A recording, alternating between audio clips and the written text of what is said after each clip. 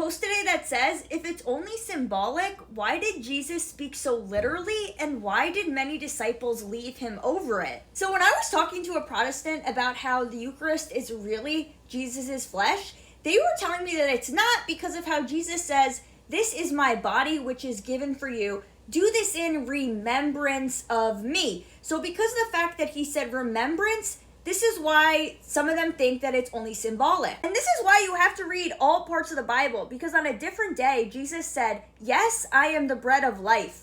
I am the living bread that came down from heaven. Anyone who eats this bread will live forever, and this bread which I will offer so the world may live is my flesh. I tell you the truth, unless you eat the flesh of the Son of Man and drink his blood, you cannot have eternal life within you.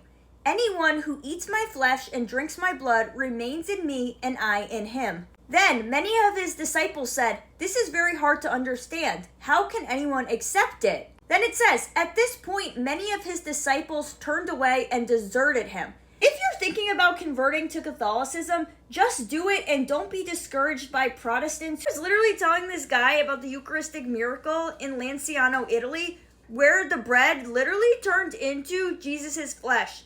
But they were trying to tell me that, oh, that's not even a true story because that was during the time when it was the Martin Luther Reformation of the church and the Catholics were just trying to get people to stay in the Catholic Church, so they were creating all these fake miracles. Guys, and I was like, oh, I guess that makes sense. I believe that guy. That's not true.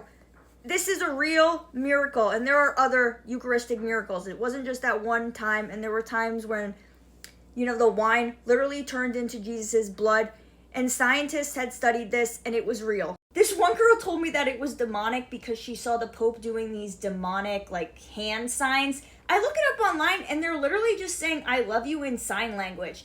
But anyways, guys, because of these people, I got discouraged.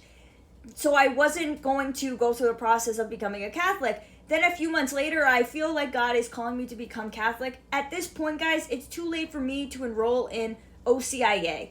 And so that's why I'm telling you guys this now, so that you can be prepared and enroll in OCIA, so that you can do it when it starts up again in September, right? And I had made this video yesterday talking about how I was secretly taking the Eucharist, even though I'm technically not supposed to. I wasn't enrolled in OCIA. But after posting that video, guys, I see now that it was wrong of me to do that and disrespectful. And I'm no longer going to do that. And somebody had even commented that if you take the Eucharist without going through the proper process, it actually harms you more than it does you good, right? So if you're thinking about becoming Catholic, you should find a church now so that you can be enrolled in OCIA when it restarts in September.